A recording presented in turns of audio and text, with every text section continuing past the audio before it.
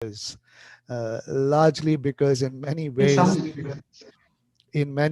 in this last 8, 9 months kind of thing, the world has basically shut down, and borders that never existed have come into place. Look at how many states, in how many countries, the provincial borders have come up. One would have never imagined in a lifetime that provincial borders would come up in a way like they have come up now. So internal borders within states have come up, external borders have come up, and borders have been reinforced during this time of the pandemic. So it's nice then to start our conversation today looking at the fact that how borders has become so big a part of our life kind of thing, and in migration discourse. And today we are actually having this conversation on borders. And within migration discourse, we have also been part of discussions at the global level, and there are movements, and this came up last time in one of the previous webinars as well. The whole concept of borders, should there be borders? And let's ask ourselves during, as we listen to our panelists today, what are borders really? When we look at our globe, look at our world kind of thing, what do borders mean? What do borders signify? Are borders meant to be bridges, or are borders meant to be walls? Are borders meant to be security zones, or are borders meant to be welcoming spaces? I think these kind of questions is something that I would like to play around with during this conversation today, just for us to be able to understand that perspective of people as well who move across borders, and how borders can facilitate in many ways the growth, development of communities, of people, and also of just a rights-based approach to migration. So I'd like to thank all the panelists who are on this call today. I'd like to say that I'd like to just make an announcement, and one of my colleagues will put it in the chat box. The special rapporteur, this will not be part of our discussion today. I don't think it will be, but it's up to, I'm wondering if any of the other panelists might bring it up. But the special rapporteur on racism is going to have a webinar as well on the 17th of November, and the details of it we'll put in the chat box. And the topic is on uh, race, technology, and borders. And it will largely look at how technology is being used at the borders, and technologies that are surveillance technologies, technologies that are your security technology, and how all that comes, how all that is deployed at borders. So do feel, if you find this conversation today interesting, and you would want to delve more into it, I suggest that you try to make time to join the special rapporteur, the UN special rapporteur on racism, in this webinar, in which will be happening on the 17th. So just to make that connection, that this is becoming an important discourse. Um, another point of hope, let us say, that we begin our days with, or that we have with us in this time, is the possibility of change. A new president elect, and we at least have probably we might get a sense of what that means as well in the US, and what that would mean for the rest of the world as well, in terms of as you know, the US has pulled out of the Global Compact on Migration. This is a series of 23 webinars on the Global Compact on Migration. It will be very interesting to see if the new US administration, the Biden administration, will once again be part of multilateral processes and discourse, and come into the space of the Global Compact. But it will be interesting if any of our representatives, panelists have focused on that. So then, without much further ado, I'd like to begin today's webinar, first of all, by saying again, good afternoon, good evening, good morning, wherever you are. Welcome to this 11th in the series of webinars that we are doing together with GFRTD, CCRM, the Action Committee, and MFA. Four organizations have come together to do this webinar series. We have had a very good participation over the last 10, and I can see where it's a good participation today as well. Um, Please use the chat box for questions that you might want to pose to any of the panelists, requesting the panelist as well to keep an eye on the chat box and feel free to pick up any of those questions that you might feel is related to something that you are saying and would like to make an intervention with regard to that. For the panelists and for others as well, if you have materials, as you know, we are running this as a certificate program as well. So if you have materials, written materials that you would like to share that is relevant to this particular topic, please feel free to share it during or even after the webinar. If it strikes you that that there's something that you've read or something that you've written or something that you've been part of that is now been documented that you would like to share, we are happy to use that as part of the learning materials, knowledge materials that we share within this project. We are at Objective 11. We have yet to go another 13 to do, 12 to do. If when you look at the objectives and if you feel there is something that is very strongly related to the work that you know somebody is doing on the ground in relation to that objective, feel free to even suggest his or her name to join us as a panelist in the future webinar series. Let me then start with thanking the co-organizers and everybody who has joined this, and ask us once again to remember the broad questions, the whole question of borders, and that big existential question of what are borders? Are borders walls or are borders bridges? Are they security posts or are they welcoming posts? I think that will shape how we want to see also the implementation of the GCM and this particular objective. I will start. We've got a fantastic panelist, and I will introduce them each as I bring them on. And I will start with Shristi Kolash, Kolakshyapati from Nepal, who is the senior program coordinator of WOREC, the Women Rehabilitation Center. She's got an extensive experience in working with women and human rights issues, and she's been working with migrant women workers in Nepal for several years now. And let me start with you, Shristi, because your border that you have, I don't know how many borders are there like this in the world, kind of thing.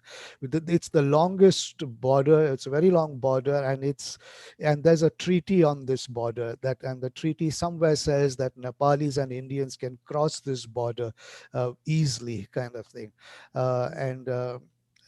But I know in some of your work, there have been challenges with regard to this border.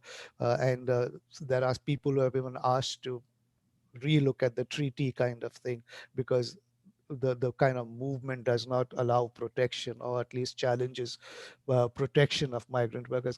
I'd like to ask your thoughts then.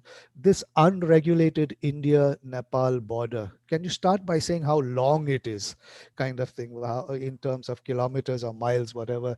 And what are the challenges of an unregulated border, and what are and how does what are some of the problems or challenge or gaps that you find that you are beginning to notice along this border in terms of mobility of people? Shristi? Hi, everyone, and thank you so much, William, for the invitation and the wonderful introduction about me. Uh, for my intervention, to your question, I would like to focus on Indo-Nepal border management, how it has been working. Since we know that Nepal is a landlocked country bordered by China and India, and Nepal shares about like 1,850-kilometer long open border with India, and it has like bilateral peace and friendship treaty signed between India and Nepal in 1950, and the citizen of both countries can travel and work freely across the border, meaning that they don't require any passport, visa, and work permit to work in India. And the India-Nepal migration corridor is still not in the foreign employment policies. Because of this, it lacks like proper data, regular data, that leads to shortage of social security coverage and vulnerable to various problems and exploitation, mostly workers working in the unorganized sectors. And I would also like to highlight some challenges here. Because of the unregulated border management system, there is a lack of documentation, which has led to unsafe working and living condition for migrants. And also there is no grievance handling mechanism where they can file their cases if human rights violation occurs to them. And we have seen this in COVID-19 pandemic, that we have seen huge discrimination against the Nepali workers in India. The Nepal government reintegration, repatriation and rescue plan has discriminated against those migrant workers working in India. And there are like we don't have the exact data till now, but like it has been estimated that thousands of Nepalese working in India workers are left stranded in the Nepal-India border for more than 50 days, and some had to swim across the river to come back to Nepal, risking their life. And there are like tens of thousands of Nepalese workers have returned home in this pandemic, but they have started again returning back to India because they couldn't find job opportunity in Nepal. And about talking about the irregular migration of women migrant workers caused by the restriction that we have been talking about, the restriction on women's mobility in Nepal. Because like most of the policies or programs that are like designed by the government of Nepal are dominated by the thoughts that women needs to be protected, they need to be taken care of, and they need to be controlled. And this has always denied like women's agency to take control over their decision regarding their lives, work, and mobility. And talking, for example, like their government of Nepal has initiated a series of conditional restriction on women's mobility to migrate to Gulf countries and Malaysia. For example, like there was restriction before 2010 that all women migrant workers couldn't travel to Gulf for low skilled work. And again, there was age limitation. And again, there was, I mean, the restriction was expanded to all ages of women. And then again it was like partially lifted, and currently the government of Nepal has relaxed the ban with the 7 idle condition. This is very progressive step from the government of Nepal. However, it is still impractical to achieve. So we have seen the number of women seeking foreign employment is increasing in the last decades. In 2016-17, like the number of labor permits issued to women increased by 8.8% between 2015 and 17. Some about like 4,000 undocumented women migrant workers applied to regularize their status by obtaining formal permits. And this Shristi, restriction on, yeah, sorry. Shristi, can I just come back to you on this border thing between India and Nepal? When you say unregulated border and its challenges, so from what I'm hearing, on the one hand, you are saying that there is this unregulated border, and then you're speaking of these women migrant workers kind of going, and over there, the Nepal state is trying to regulate very much, even trying to ban and things like that kind of thing. So on one side you have an open border where there is a flow of workers going to India, and you speak of it as problematic in terms of protection of workers' rights kind of thing, Nepali workers who go into India. On the other hand, you have a very regulated border to the point of your own government, the Nepal government regulating that, and there you have challenges also in the protection of the rights. So in terms of then this regulation at borders. On the one hand, you have no regulation. On the other hand, you have over-regulation. So? What would you propose in terms of one, the India migration kind of border, India Nepal border? Can you say what are y'all thinking along those lines, because that seems to be very novel in the sense of an open border where people can cross to live, to work, to move freely, to travel, kind of thing. Can you say something of, are you asking for regulation of that border? Actually, Nepal has like Nepal-India border has it is open and it's free movement, but there is no tracking system of movements of migrants. You know, in the border point, like there is no border management information system. There is no data. Like if migrant workers they have like concerns, I mean, if they're their rights get violated, they don't have any grievance mechanism. So yeah, we are trying to regulate it. It's open, but there is no such policy that governs the open border. You know, Okay. that's the I, thing. I will come back to you on that as to what is the proposition, whether after listening to our next speaker, and that is Reiko, because there is a similar situation, I think, almost similar, at least within the Mekong region. And our next panelist, I will come to, is Reiko Harima, is. And Reiko is the executive director of the Asian Migrant Center, and she has been coordinator of the Mekong Migration Network and its activities, and she's got a lot of experience in looking at this whole movement across the Mekong region. And for those who who I will ask Reiko largely, because I think, Reiko, in some ways there is a similarity between the India-Nepal border in terms of fluidity of movement, but there has been some kind of bilateral agreements on regulation of this. Can you share with us what are the experiences then of people who move across the Mekong? And just for the sake of the people on the call, if you can, who might not know not be fully familiar with the Mekong region, if you can say which are the countries that are involved there. Sure. Reiko? Thank you, William. Thank you for a nice introduction, and thank you for all the organizers for inviting me to this meeting. Yeah, so I think there's a lot of similarity, and before I go over it, or actually at the same time I explain the situation, I would like the MFA organizer to sort of scroll down the pictures, because I feel that the photos sometimes explain more than the words. So when I got this invitation, and when William asked the question of the border, and earlier you were saying the borders, in this case in Mekong, are they walls or the, what did you say, bridges? I think we can sort of see it in our own eyes, how migrants would see it. So this is like borders, what borders mean in the physical sense in Mekong region. Can you go to the next pictures, please? Sorry, can you move the picture, MFA? Rakesh, next picture.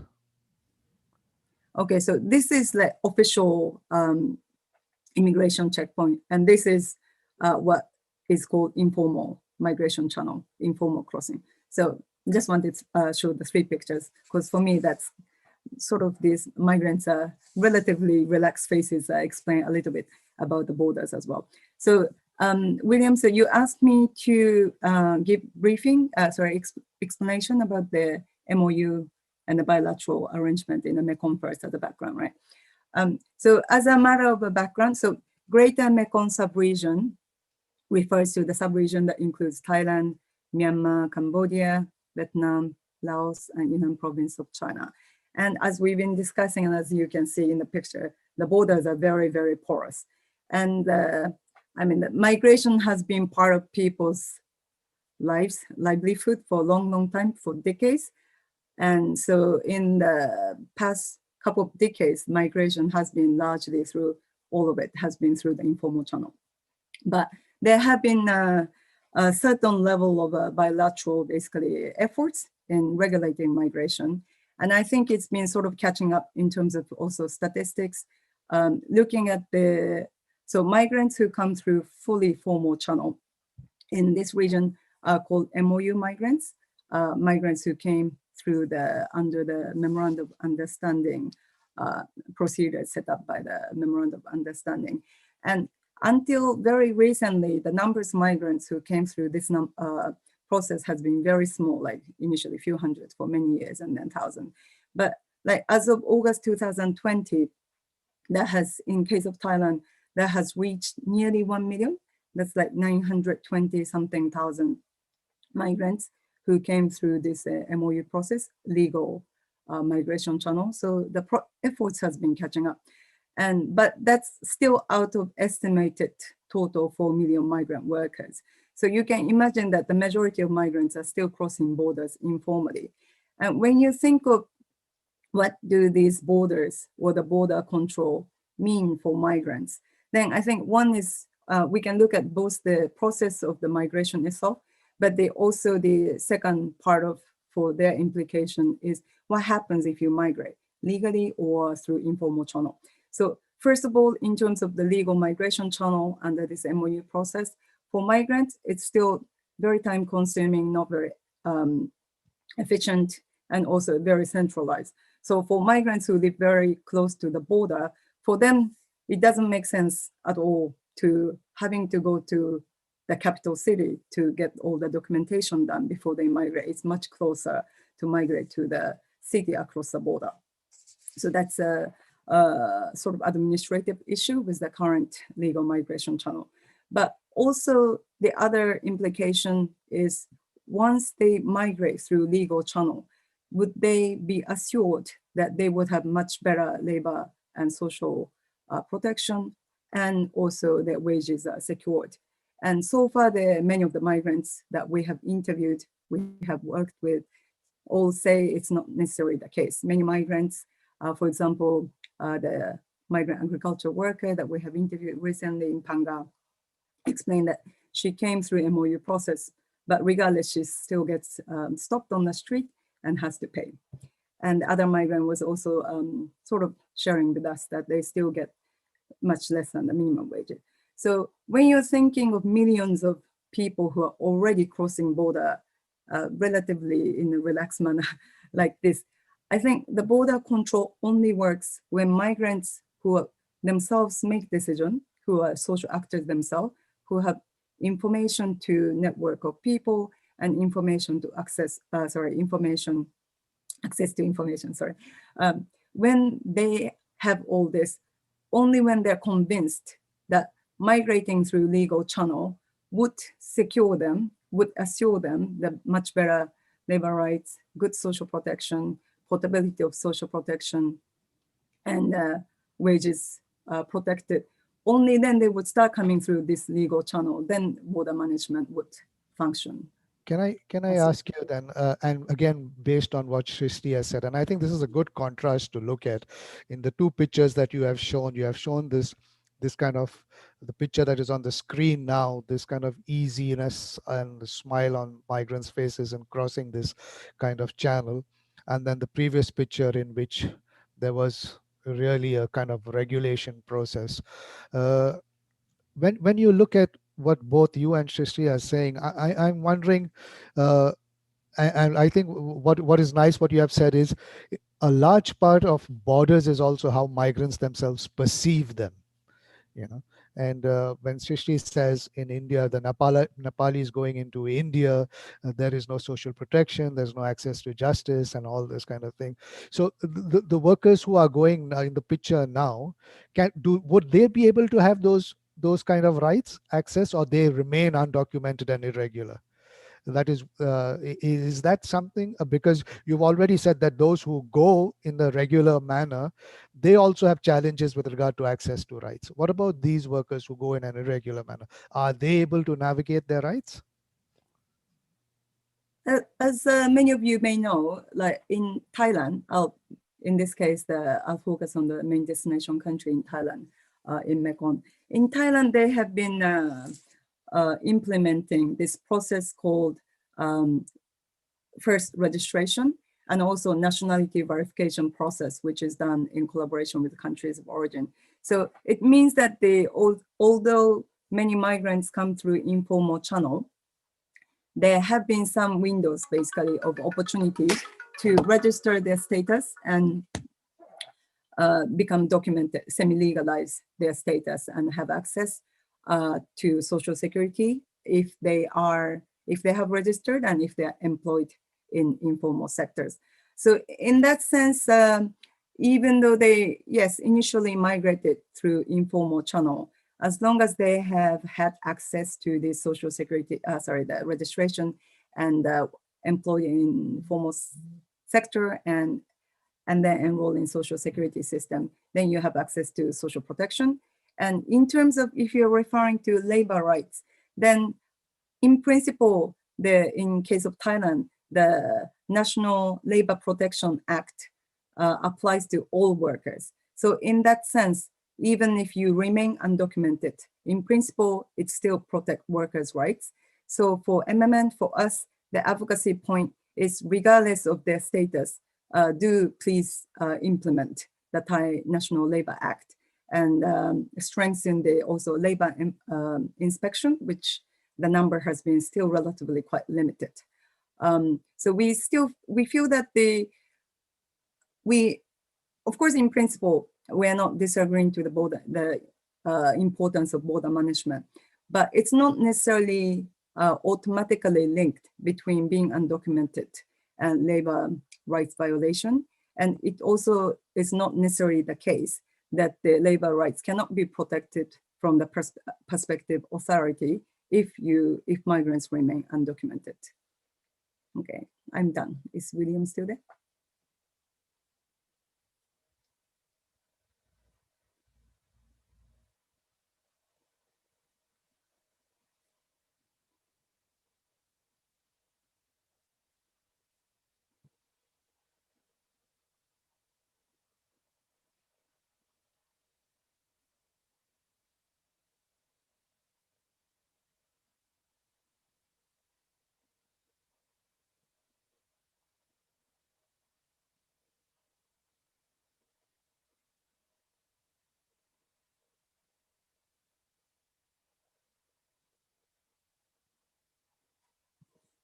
These are only 5 slides, I think. Sorry, are you asking me about the slides? Yes, I put only pictures because the organizer asked us specifically not to use PowerPoint. William?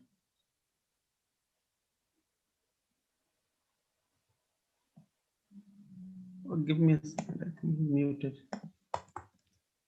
No. Some network problem. Okay. Sorry, he'll be joining soon. No problem.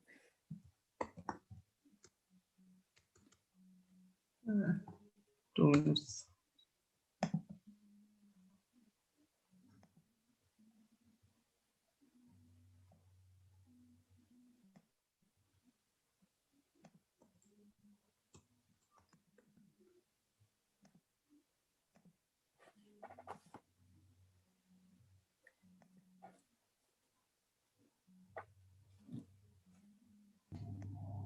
If the presentation is the same question and all, we can continue then.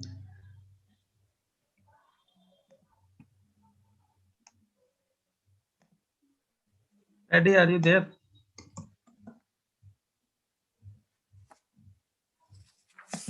Shall I continue speaking or would Yes. other speaker like to speak? Shall I? Okay. So I wasn't too sure what William's next question would be, but then I was thinking to suggest, I guess recommend, that any effective border management would require clarity, because at the moment, sorry, I haven't mentioned the background for this point yet, but from migrants' perspective, the policies regarding the border and immigration matters have been constantly changing. And each time they receive policies, it's usually 1 year or 2 years effective policies, and it lacks long-term comprehensive policies, and the migrants, because of the nature of the policies, migrants are not informed well in advance. So as I mentioned earlier, if migrants do not, if they're not convinced of the importance and benefit of this formal migration channel. And if they are not informed of the policy planning of the next 5 years, 10 years, then it's difficult also for them to plan. So I was going to suggest that the border management, effective border management would require clarity and also long-term policies, and they need to be affordable, efficient for migrants, and the process should be decentralized. And these also border management policies and practices implementation would need to be subject to very strict oversight and would to prevent the arbitrary enforcement of border control. And they also need to be compliant with labor and social protection. Hello, William, you're back. Thanks. Yeah, I'm back. Just to say thank you. I heard that part, and I will come back to you on this as well. That you are saying that borders need to be regulated, right? That's what you're saying. Yeah, but you're also asking for that they have to be better regulated so that rights of migrant workers are not kind of sacrificed in the process or deprived in the process. William, sorry, just one point. I also mentioned earlier, I think when your connection went, that in terms of the labor right itself, it doesn't necessarily have to be linked to the legal migration process and the legal migration status, because in case of Thailand, the Thai National Labor Protection Act does clearly cover all the workers, including undocumented migrants. And that's a good point. And I'd like, Shristi, as you are listening to Reiko on this, it would be nice for you to reflect as you come back on this question, is exactly that, is that even if our workers go, is there a possibility of Nepalese workers' rights who have, because the treaty allows them to cross over to work, so can they fall under the labor law of India and therefore have the same rights as Indian workers? Is that not part of the treaty, or is that absent in the treaty? And could that be strengthened in the treaty as a, you know, under a bilateral agreement or something? But I'll come back to you on that. I'll just bring in another border that we want to look at, and I'll bring in our third panelist on the conversation, and that is Alma Maquitico, who is from she is the co-director of the National Network for Immigrant and Refugee Rights, and she has a long history of working on the US-Mexico borderlands. She has also helped in build grassroots network to monitor and document human rights violations resulting from immigration enforcement in communities along the US-Mexico border. Alma, thank you for joining us. And as you have already heard, at least within the Asia region, we have these two kind of borders, which are in many ways porous, and we have challenges within that. But you too have a very long border, and I think a very long border wall as well. And I think it's still not complete based on the last reporting. And when you look at that, the US-Mexico border, can you elaborate on what are the current situation and policies that because we in the media we see a lot of the humanitarian crisis, particularly in the last year and months kind of thing, and the last report of children being separated at the borders and things like that. What are your thoughts as you listen to the first two speakers on this, on unregulated borders, and you have a very regulated border? Apparently, can you share what are your thoughts on the US-Mexico border? Yes, thank you very much for having me. Good morning, good afternoon, good evening. Yes, we have a situation that is quite opposite of what has been described in other parts of the world. I think that the US-Mexico border for many years has been treated historically as a zone of exception for human and constitutional rights, and this has really laid the foundation for immigration enforcement agencies that possess great powers and have no real accountability and no real oversight. So we have tremendous and very serious human rights violations resulting from this lack of accountability and quite frankly, an institutional culture of violence, that had resulted in many deaths of U.S. citizens and cross-border shootings, on the U.S.-Mexico border. And we have seen this, and we have seen, I think, since more or less 1994, the U.S. government adopting militaristic strategies, to prevent people from crossing the U.S.-Mexico border. Their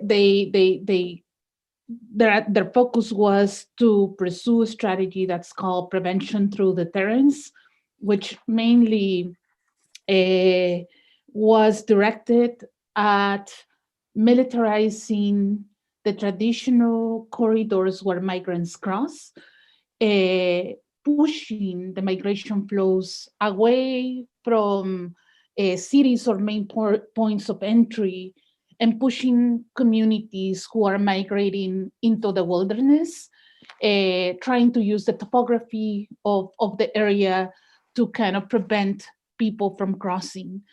This really resulted in a human rights and in humanitarian crisis.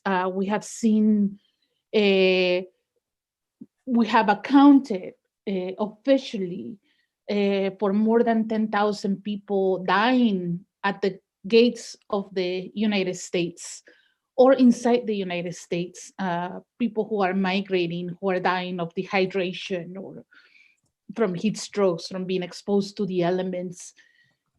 And the organizations that work with migrants that have been searching for migrants to be rescued or searching for the disappeared, they calculate that for every migrant that they find, there are at least 2 migrants that are disappeared.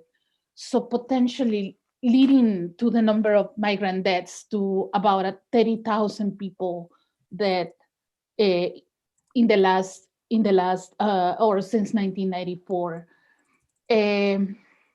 At the same time, the U.S. government has pursued different strategies to deter people from coming to the U.S. So one of them is deterrence at the U.S.-Mexico border, but they have also pursued other operations and other ways to deterring people from coming to the U.S. And one of them is utilizing the courts to prevent migrants from coming, and that has been operationalized by removing due process rights of migrants who have crossed the border. So migrants are being prosecuted for illegal entry or illegal re-entry, oftentimes with no real due process rights. So they've been tried in mass, a whole process that takes a long time, to review the case, to screen migrants, to interview them, to try to figure out what their case is really reduced to a few minutes by bringing a lot of people, maybe up to 80 people in one court, in one trial, and many of them really pleading guilty and being deported, or some of them have to endure imprisonment for having crossed the U.S.-Mexico border for a second time. The other way in which the U.S. government tries to deter people from coming into the U.S. is utilizing the detention system to punish migrants that have managed to cross the border. And this started way before Trump, so we cannot just assume that the crisis on the U.S.-Mexico border really started with the Trump administration. But prior to the Trump administration, there were detention centers that were created exclusively for families. I believe there were about 1,000 people in custody, more or less, according to official accounts. families that were detained into family detention centers. But when the Trump administration took office, that number exploded from 1,000 families to more than 100,000 families being detained. The other way in which the US government prevents people from coming into the US is by systematically undermining the asylum process. And this was operationalized by passing the migrant protection protocols, which really push people who were asking or claiming asylum, instead of coming to the US as it was traditionally the process. You arrive to the port of entry and you request asylum. But now the US government deployed officers to the middle of the bridges, not allowing people to actually come into the US, but pushing them to be in some type of international limbo, and push them to stay in Mexico and to ask for their hearings by staying in Mexico. That push between 60,000 to 70,000 people to remain in Mexico waiting for their asylum cases. And Mexico has confronted for many, many years a situation of violence, a situation in which many people have been killed and disappeared. And so many people seeking asylum had to be waiting under those circumstances. So all Alma, of those, can I come in here and listening to what you are saying, and it's so different from what again Shristi and Reiko have said. Obviously, your border looks like, at least the U.S. border looks like there's a lot happening at that border, aside from people just crossing and getting into a country of destination. You have talked about death and disappearances, and the numbers are huge. You have talked about how the border how courts are being utilized, and that there is no real access to justice in that sense, because the hearings are done at a scale where there is no real hearing. You have talked about where borders are supposed to be facilities that could be hospitable in some instances, at least to asylum seekers, that is now being curtailed. So when we then look at the three speakers, all three of you who have spoken on these kind of long borders, yours is also the most resources are spent. Is there an idea of how many, in terms of numbers, like to manage this border? What is the kind of resources that is spent to keep people out? I have those numbers somewhere in here. I could certainly provide them before the end of the presentation, but we know that the U.S. Customs and Border Protection is probably one of the most biggest enforcement agency in the history of really humanity. There may be other border control agencies that have the amount of billions of dollars going into the military infrastructure, but certainly we're one of the top ones in the world. All right. Shristi, I'd like you to think about this as I go to the next speaker. You've heard Reiko and you've heard Alma, who talk about border situations similar like yours, but they do talk about regulation at their borders as well. And one, in the case of the US, a very highly, almost militarized kind of border. And then you have a kind of regulated border, but still lack of protection in some ways of rights of migrants, although the labor rights can be there is a possibility of ensuring labor rights. I would like you to think of, if then in your context and with the Nepal border, again come back to that question of what would be the way to ensure Nepalis going across to India for work. When you talk about regulation, what are you thinking in terms of regulation? But I'll give you time to think about that before, and I'll go on to the next speaker, and that is Joe. Joe, you actually and Joe Martinez is is the executive director of CIERTO, a nonprofit farm worker recruitment and training organization that recruits, trains, and dispatches farm workers to agricultural employers in Mexico, the United States, and Canada. Joe, you are actually facilitating crossing of these borders. And we've heard now at least the first three speakers talk about, the first two talk about a large irregular, informal kind of flow. Uh, you are facilitating, in a certain sense, a regular flow, but that is also with, I assume, with documents and things like that. But then what are you seeing now? And we've seen at least the whole Latin American region, the US, and workers coming from US and from Mexico to the US. What are some of the challenges that these borders pose, particularly when you look at from a management perspective, and you're looking at both regular and irregular flows? What are your thoughts on that? Yeah, no, thank you very much to everyone for the invitation. Thank you to all the panelists and all the organizers as well for setting up this event. But thanks, William. I think according to what my colleagues have said, I think we deal with a lot of the issues that Alma has been speaking of.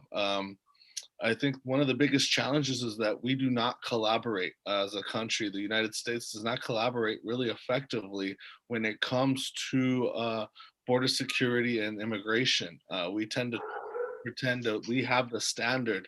And I think it's really important that we hone in on what Alma said, is that this isn't something that just happened during the Trump administration, during the Obama administration, who we saw as a progressive and a light for folks of color, was one of the presidents that had the most detention of immigrants and returning and deporting folks during his tenure as president.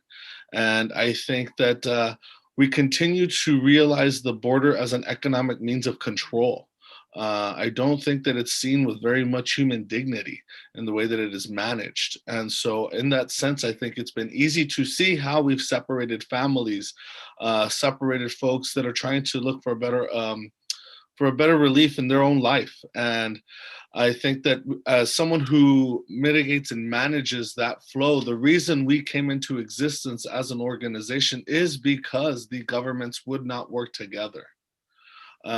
Before I created CIERTO, the focus was on how do I get the Department of Labor in the United States and the Department of Labor, the equivalent in Mexico, to agree to bring oversight so that migrants would have an ability to see who is a registered recruiter.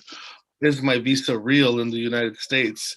And to this day, we have not been able to create any form or a process that would create some transparency or oversight.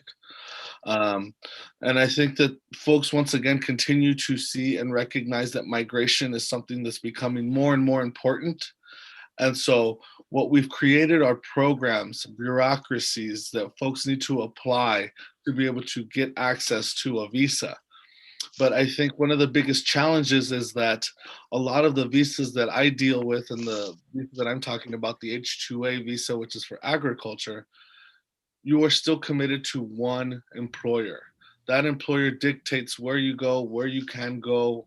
And it's really hard for me to be someone who administers this program, but the worker itself has no choice. They are still tied to one employer.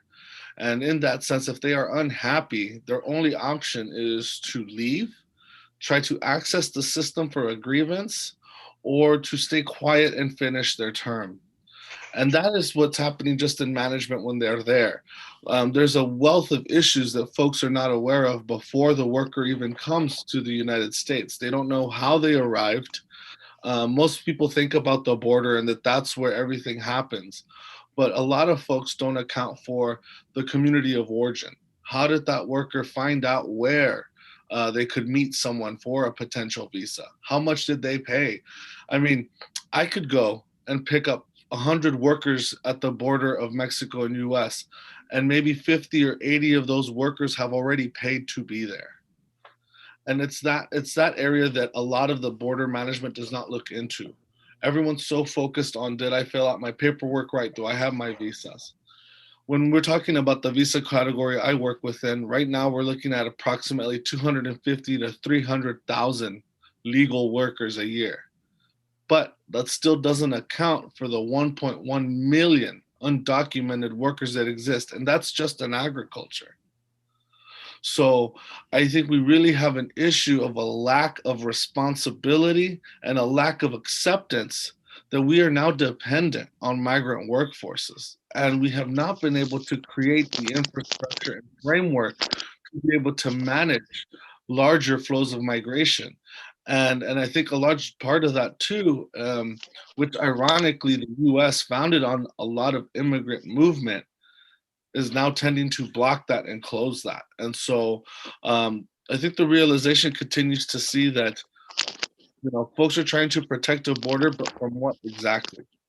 And I think that the culture and the attitude that's been created at the border has become one of protection that does not take the human into account. And I think one important thing that Alma was mentioning was, in the US, before the Trump administration, it was only a civil penalty to be caught crossing the border. Civil penalty meant you only got a fine, but you were able to come back eventually. During the Trump administration, they changed that to a criminal penalty. And this is really important because when you now have a criminal penalty, that is a felony. And that makes it very difficult to be able to apply for anything. And then on top of that, when you have a civil penalty in the United States, they keep your family together. But when you have a criminal penalty from immigration in the United States, they then have the right to separate you from your kids because you are no longer considered a human, you're considered a criminal. And so it's in that situation that I think the humanity has very much been lost, and the reality that we are extremely dependent on these workforces. So you have the United States, an economic system that is perpetuating the need of undocumented workers because we will not pay agricultural workers the right wages. And then agricultural workers themselves within the United States are not protected by our federal laws and worker protections. They have been excluded since 1935 because agricultural workers have always been migrants and never considered citizens. So I think, go ahead, William. No, Joe, thanks for that.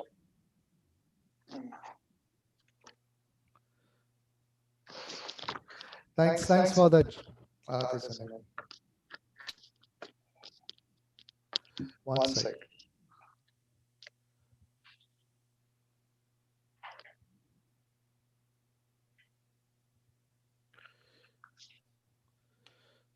Hello? Yes. Okay. Thanks for that, Joe. Go.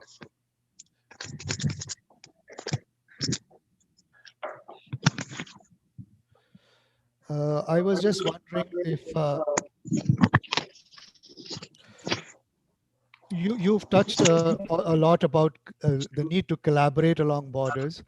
You have also talked about how there is a need for the flows that are regular as compared the flows that are irregular are huge in numbers. And this is something that the other speakers have also talked about. Let us recognize this as one point, and Reiko also touched upon this, is the irregular flows across the three borders, the borders that we have currently kind of looked at, in numbers are much higher than the regular flows.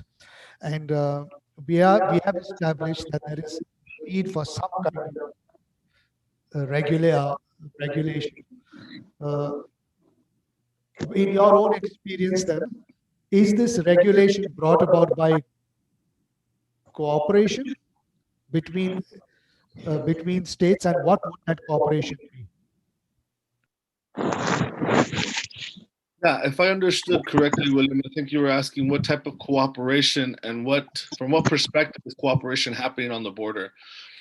And at least from my experience within the United States, the reason the different visa categories exist and the different processes that are very heavily bureaucratic exist is because the US has tried to intentionally ensure folks focus on creating a domestic workforce.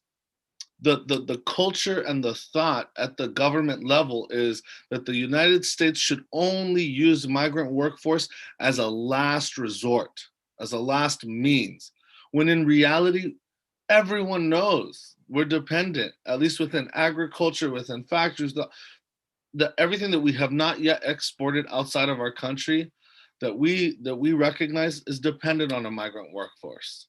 And so I think it's in that sense that needs to be the shift and the change in the paradigm, and recognize the globalization that we have had a huge part in, the movement of economies and the movement of work, and understanding that the US has had huge implications on how work is done, where it's done, and where we go and send multinational corporations to then further expand these different types of migrations. For all of my colleagues and panelists that have spoken, I can specifically name American companies that are dependent on those migrant workforces around the world. Looking at Myanmar, Thailand for the shrimp industry, right? We look at nurses from the Philippines to the US. I mean, there's not an area where I don't think the US is specifically focused on utilizing and leveraging migrant workforces for the benefit of their capitalist economy that does not take into account any human dignity. It's all predicated on revenue and bringing in money. And I think the challenge that we have with Mexico and the US is we know we have the leverage on Mexico to say, hey, you don't want to close the border. Mexico's dependent on the remittances from these migrant workers, whether they be documented or undocumented. Thanks. And that economic leverage is difficult to overcome and continues to be the driver and the catalyst for a lot of our policy legislation and how we collaborate. And if you're not touching those economic means, folks are not looking to sit down with you and recognize how they can do something effective. And that's a good point. And I'd like all the three previous speakers as well, if you can come back to this question that Joe is raising and give me your own perspectives on this, is to recognize, of course, that in all of the borders that we have looked in, all the four speakers, all four of you as panelists have talked about workers going across borders. You have to, and then there is the whole challenge of their rights, their dignity, their protection. And this is the big issue.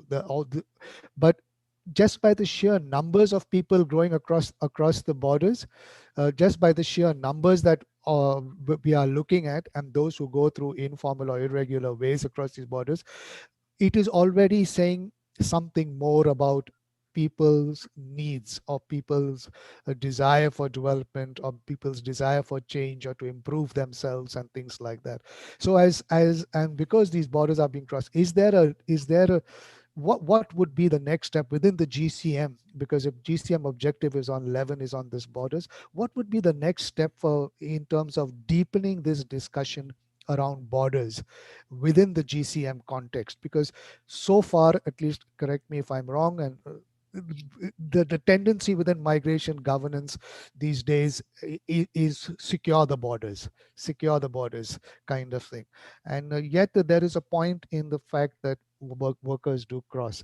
And that's why I would like to let me bring on our next person, who is Nelson Gonzalez from the IOM. And Nelson has a lot of experience actually in border management. He's been a consultant on identity management, travel document security, or with special emphasis on the implementation of passport, identity cards, resident permits, visas, the whole border management information system that you have. He's been advisor on this. He is trained. He's on with special background experience within the African region as well. And since May, he is coordinating the development of the IOM legal identity strategy in line with the UN global policy framework. Nelson, just to come around with this picture, we've seen the two borders in Asia. We've seen this border of the US-Mexico. We've heard of large numbers of people moving across these borders. These borders are in some cases regulated, in some not so heavily regulated, and in some cases very heavily militarized. In your own experience and with your experience within the African region, there's been recently a whole trade agreement across the African region. What would this mean? And does Africa have at least some border situations like that we've just heard? And what does it mean for border management? Nelson, you'll unmute your mic.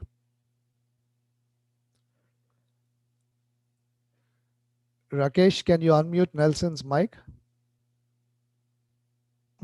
Yes, yes.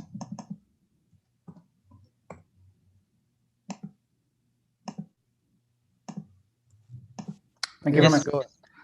I was not able to unmute the mic. Thanks very much, William, for the invitation, and hope all of you are well. Thanks for this opportunity. Good afternoon and good morning to all, and hope you all well. Yes, that's a very good question. I mean, Africa is. I'm not saying this is a special situation, but it definitely has their specificities comparing with the other areas or regions in the world.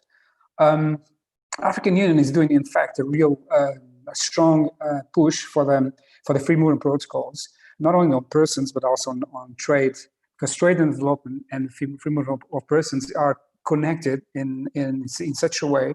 And even before this pre-COVID-19 crisis situation, where unprecedented and massive restrictions to trade and to mobility were laid on upon persons and traders, African Union was already being involved in the intention, or at least the objective, of opening up the borders. The first step was launched in 2018, I think, 17, 18, 2-3 years ago, the African passport, which was the first step for the to the visa exemption. And you can freely visit and travel from Cairo to Cape Town and from Dakar to Nairobi without the need of a visa. So this is one situation. Then the regional, let's say, economic communities were able to come up either internally, inter-regional agreements on free movement protocols as well. So the idea is to open up the borders to increase trade and to increase mobility of migrants. The borders in Africa, as you know, since the post-colonial time, have been in some situations disputed borders, which we will not talk about. This is not the topic of this conversation, of this presentation, but it's also sometimes it's heavily regulated between countries, African countries. I give you a practical example. I'm Portuguese and I'm Angolan, so I have to do double nationalities, and I have 2 passports. If I want to travel from Tanzania to Malawi, for example, I use my Portuguese passport because I'm visa-free, exempt, so I need a visa. If I use my Angolan passport, I need a visa and I have to pay $100. And this is within the African continent, being African, using an African document, an African passport. So this is something that African Union is in fact working with international organizations, with the United Nations, trying to solve this situation, try to increase mobility and the exchange of goods and trade and development and migrants. This is one point. On the other hand, countries must be prepared as well for the impact. I'm talking about social, economic, geographical, cultural, religious impact that the free movement protocol will bring to the countries. Let's look at what happened in the European Union since like in the last 30, 40 years, there was at the beginning a huge impact of mobility between the countries of at the time economic community. So the countries willing to prepare not only for the free agreements, for the free trade agreements, for the free movement protocols, all these agreements that will increase mobility, increase trade and revenue, and exponentially will also provide opportunities to the African citizens within its own continent. But you also have to be prepared for the impact that comes with it, and be prepared to face having this new situation, not as a problem, but rather see this as an opportunity. The same goes for the COVID-19. So the African Free Trade Agreement, it's rather, I would say, a response, or could be used as a response, not only for the normal situation before COVID-19, but especially now with COVID-19, where African member states, in cooperation with, for example, IOM, with ICAO, International Civil Aviation, organization and other, and also the private sector are trying to increase the mobility of and maintain, not only increase, but maintain and the open borders. Because for them, for the African continent, the issue is not closing borders, but rather managing borders. And managing borders means we need to adapt and to be flexible at a point that whenever there is a problem or there's a challenge, we see this as an opportunity. And there's a lot of situations that IOM is also assisting our member states to open and maintain the borders open. So go for example, seamless and touchless processes of border control, facial recognition on the move, normal facial recognition. So we are trying border resident communities, for example. One of the things that we are trying to assist our member states to increase mobility is between countries is to provide trusted programs for the border resident communities can cross freely on the other side of the border. We also implementing, assisting our member states implemented one-stop border post with a single window, which is for us from our side and also from the member state perspective, a good solution to maintain and speed up the process at the border. I don't know if you are familiar, or some of you might be familiar with the one-stop border post concept.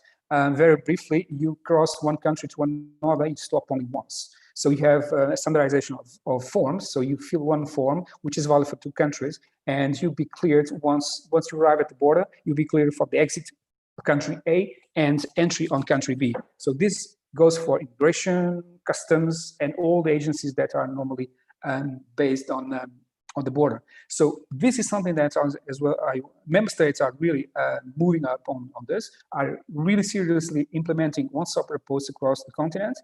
And IOM is also assisting them and with equipment, with capacity building, with sometimes the infrastructures. We develop, for example, mobile equipment to verify passports, reading the chip, open the picture, and does facial recognition offline. So situations that will directly assist our member states to, even in remote borders without any internet or even without power, they can use the app on the cell phone to verify not only the passport, but also verify the identity of the person and matching each other. So this is something that we are doing to have, the borders in the African continent to have it not only regulated, but and trying to diminish the porosity of those borders. Thank you. Nelson, can I intervene here and ask you a question? Sure. As IOM does this, and we heard from the previous speakers as well, the challenge of borders, especially borders that have existed for a long time, in which people have tended to move across freely, kind of thing, and those exist, and I'm sure within the African region as well.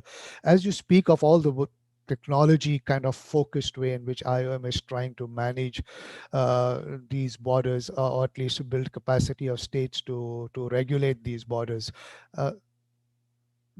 Do you sometimes find that you're on the wrong side, in the sense of the regulation almost becomes part like of a state agenda of keeping, of depriving people of the kind of mobility which we saw the previous 4 speakers speak about, which needs to be facilitated for the purpose of development, for the purpose of human development and things like that? Do you see sometimes IOM in that hotspot because of this? It's a very good question. Sometimes we face some challenges. For example, if you live in a country, in a place where the border to the next country, where you go shopping, for example, or you go to the hospital, is 100 meters away from your house. But if you need to cross the border, you have to get a bus, go 5 or 10 kilometers to get in the border and go on the other side. You probably cross the border to the other side and then go to the bus, right? So this is something that the countries are aware of it. What we're trying to do with the member states is to create some incentives for people to adhere to, for example, these border resident trusted programs. When they are biometrically registered, and we create specific lines for them to cross the border, and then they will give incentives on the other side of the border. For example, if they have this registration card, they will have access. They will be fast-tracked, for example, some services on the other side of the border. It's talking about schools, it's talking about hospitals, or any other kind of situations that might increase the mobility. and increase the adherence of those communities within the border resident community. Is it simple to do? It's easy to do? No, it's not. It's really not easy to do. Sometimes even the local, the population sees the biometric registration as an intrusion of their own privacy. They don't understand why they need to do so, because for the last 50 years, they just cross the border on the other side and nobody says anything. Why they have now to be registered and get a card and get a bus and go on the other side? So the work with local leaders, for example, it's very important. We need to, let's say, sell the concept to the local leaders, to sometimes the religious leaders as well, so we can achieve a better understanding, and the community, in fact, can be linked to this project. It's been sometimes, especially if those transhumans that goes on the other side to the border with cattle, for example. It's been quite a challenge, and so far, if I'm telling you that the results are really high positive, I would be lying. There's some good results, but far from being, what the countries at least would aim for in the, or at least they would like to have so far. It's something that could be, improved in the future, but in fact, the borders in Africa, and especially, everybody knows that during the scramble for Africa, as they normally say that, when they just designed by rule and the borders, so they divide the communities in those countries. So we have, for example, the Maasai in Tanzania and Kenya. So 2/3 of the Maasai Mara it's in Kenyan side, 1/3 is in Tanzanian side. So it's quite difficult for the authorities to control a mobile, let's say, population that goes, depending on the seasons, with the cattle from one side to the border. So this is something that there are specific challenges that we need to face, and we need to understand them. But apart from that, we have the normal borders, the airports, the sea borders, and the land borders that are really operational. And we need to provide them not only equipment and capacity building, but standard operating procedures, for example. We need to understand how the different challenges to speed up the process, for example, for cargo, which is something that we now doing with the member states, dividing, for example, the cargo, let's say, trucks and volume of traffic in one side and the population on the other side. So we also create different ways of controlling goods, for example. So this is all in line with the free movement protocols and the free movement that African Union is envisaged and foreseeable in the future. I would say medium long term, of course. So these are situations that will change not only with very easily. There's always a resistance, initial resistance from populations to these new let's say realities. But I'm sure that when the population starts seeing more, let's say, benefits from adhering to free movement protocols and free movement of persons and goods, within the next 30, 40 years, maybe, I don't know, I don't want to say a specific data, but in the medium long term, the African situation of the borders will be completely different from what it is at the moment.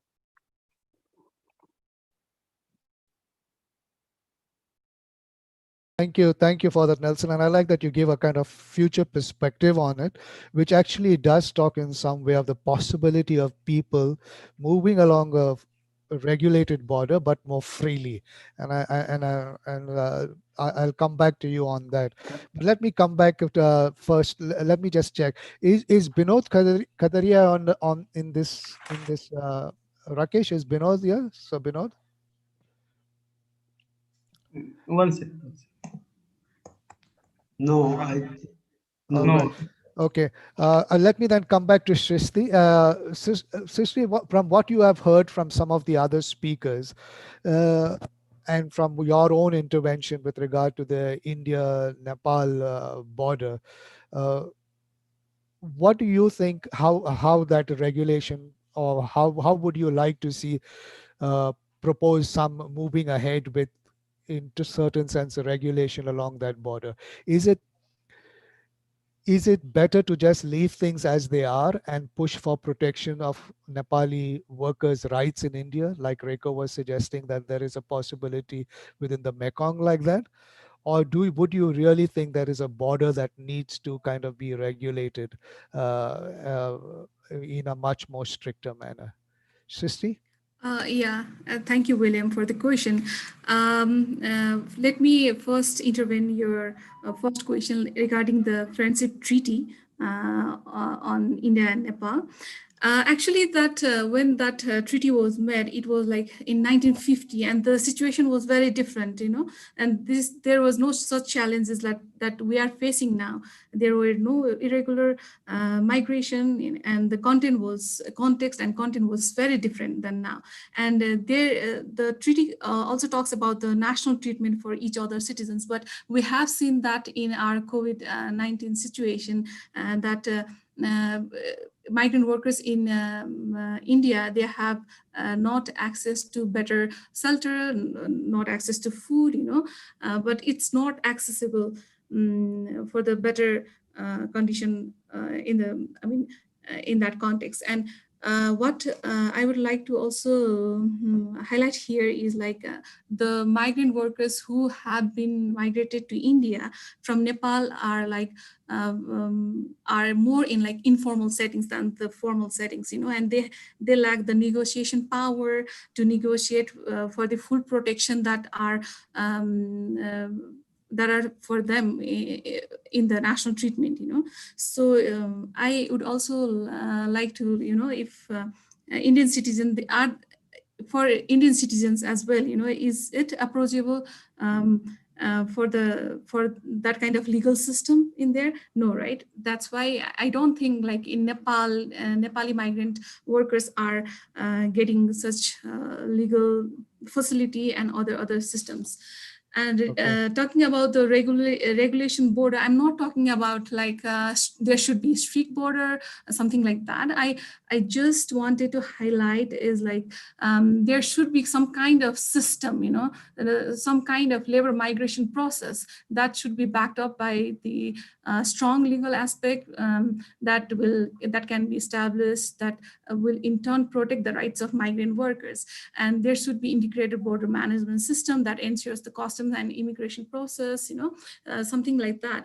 I'm not saying like it should be strict, it should be free, but that should be regulated.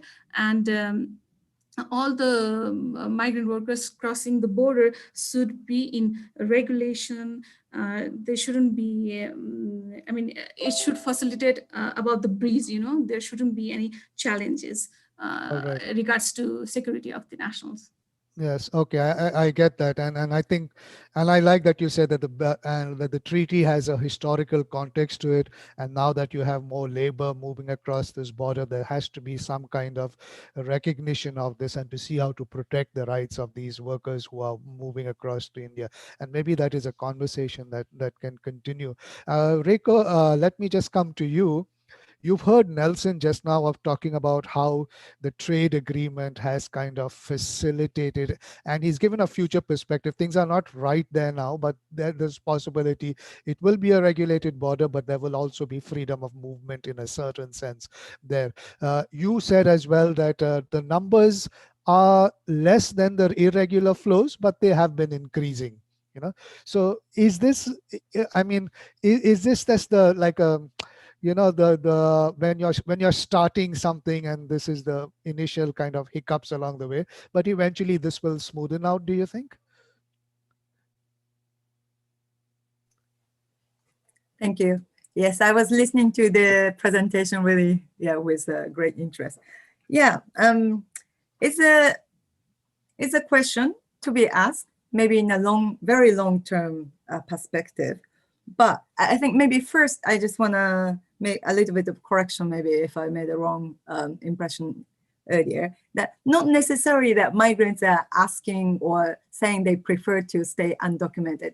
Many of the migrants we talk to say, if there were choices easier, and also lead to a better protection, or that they would actually prefer to be documented. That's probably one comment I want to make, I would like to make first. In terms of free movement of people, but with very, very closely regulated, potentially with biometric and so on. I think there are a couple of things, of course, to be considered. One is because that would require a whole level of trust in your government. So, because I think the border management would need to be part of social contract, which requires mutual trust between population and the government. So in many of the countries that we are talking about, I am not sure if we are at that stage where the population feel very confident to share all the personal information with the government and have confidence that that would be used for your benefit and not for other purposes. And second, I think, is we are sort of talking about that type of border management with assumption that everyone has access to documentation. But for us, we work in the region where even without crossing border, many people do not have access to legal status by being being born to a certain ethnic groups, staying in area where actually you were born, you have never crossed border, still you don't have access to documentation. So if you have significant number of people with no access to documentation at first place, I am not sure how that could ever work to have sort of, principle of free movement people with biometric and heavily sort of controlled, process. So I think a few things there we need to consider in the process. Thank you for that. And Nelson, I'll preempt this question of Reiko. I like how she put it, is that border management must be part of the social contract. I will come to you for your thoughts on that, even as you look at how you talked about setting up all this kind of technology, biometrics and things like that for this. And with also that you have to have access, you have to have documents there has to be some kind of a documentation process. And if you don't have access to that, then what happens? How far is what she has, those 2 points that she have raised, how relevant would they be within the African kind of region, would be interesting. But let me come to Alma now. Alma, you have just got a new president elect, and again in your elections, the foreign the vote of the immigrant community has played a big role. Do you see these policies changing, and what would be, if you were to advise with regard to border management, the new administration, what is your advice that you would give? What would be the 1, 2, 3 things that you would say have to be done immediately?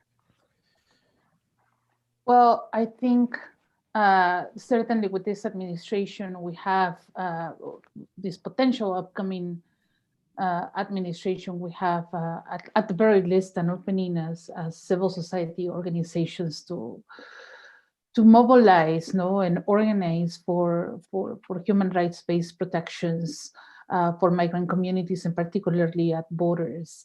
I think the first thing that we as civil society organizations and organizations that work on the US-Mexico border is that we need to really reimagine the immigration system and try to figure out what border management looks like from a human rights framework, and advise to really dismantle the system of deterrence, which is the walls, the barriers, the militarization, the detention and surveillance, and the prosecution of poor people, that I always say that equate survival with criminal intent. And that is not and should not be the basis for an immigration system and for a border management system. I think the other thing that we need to figure out is how to work or re-engage the US in multilateral conversations so that we can figure out as a region also how to create regularization pathways for allowing people to come in a regular way. I know that we have tremendous political and social pressures in the region, and we also have not even the threat, but the risk and the dangers created by climate change that are creating mass movements of people. Right now, we have this hurricane that's impacting the Central American region, and we know that those are going to be putting so much pressure on the communities, not to try to figure out how to survive, how to protect, their communities. So we need to reimagine and figure out a system that allows for the mobility, the regular mobility of poor people, that it's based and centered on human rights, and that is not a punitive system that is constantly criminalizing and leading people to make deadly force to deadly situations. And the other thing is that I think in the US, we need to also figure out a broad agenda for advocating for the rights of migrants, not only in terms of borders, not only in terms of immigration reform, but also we have to reimagine public health, education, labor, and figure out how we can advocate in this different package of policies so that we can protect the well-being of migrant communities. And it's a very pointed remark, and I think that is where the GCM objective intersects with all the, it's not an objective that stands alone. It has to connect with all the other objectives and with the SDGs, which actually looks at that holistic kind of thing. And I like what you said. I think, and the more I hear it now, the need to reimagine. You've used that word twice in the second intervention, or at least I've heard it twice in the second intervention, and I think that might be something we should start deliberating on. Even listening to Shristi and Reiko, the need to reimagine borders and what they could be. And I did see, before I go to Joe, because I did see a comment from the floor, and I'll give you a minute, Camilo. I've seen you made a very, very strong comment in the chat box. Camilo, if you're still there, you have said something like, this is the deadliest objective 11. You want to say why in a minute, Camilo?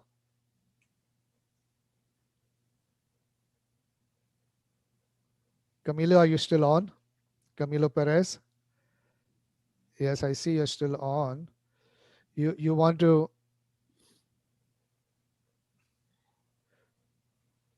Rakesh, can you unmute Camilo?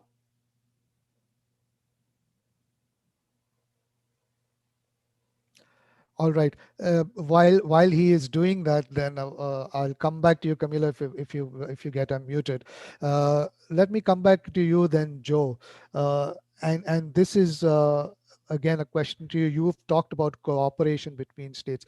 Do you see the GCM Objective 11, which has put borders as an issue on the table? And remember, in this conversation today, we are not even talking about the European border and all that crossing of the Mediterranean and things like that we have seen, and how the outsourcing of border protection. So Europe's borders are actually being protected in Africa already by giving African states resources to ensure that nobody crosses across from Africa, kind of thing. So are we...